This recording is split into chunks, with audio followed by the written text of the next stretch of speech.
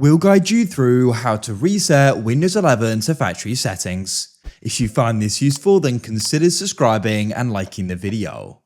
So for whatever reason you want to do this, you want to go and have a fresh start, we're going to guide you through how this is done. Make sure it's this full guide. You've got different options when doing this, which we're going to guide you through depending upon the outcome you want. So let's get started.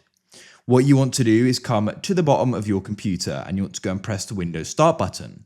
You'll get this pop-up and you need to go and find your settings. You can always use a search at the top and type in settings if you want. Now, in some cases, depending upon your choice, you are going to be losing files. So you may want to go and back up anything important, but we're going to guide you through the different options you've got in just a moment.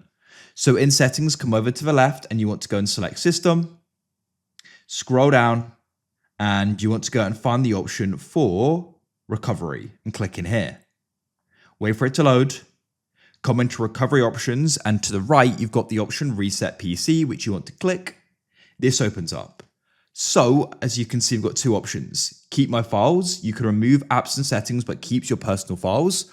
So it will go and reset the settings back to the default, and it will go and remove apps, or you can go and remove everything. So you can choose your choice. In this case, I'll remove everything. So make sure you backed up any files that you want to go and keep. Choose you want to go and reinstall Windows. I'll do a local reinstall to save downloading it again. Confirm your settings here and press next. I had to go and plug in my laptop there, but it's now getting things ready. So let's go and wait. And then what's going to happen is we can just go and confirm the options. So shortly they're going to go and be displayed on the screen. As you can see, this is the confirmation page. So make sure you understand what's going to go and happen, and it will take a bit of time and your PC will restart.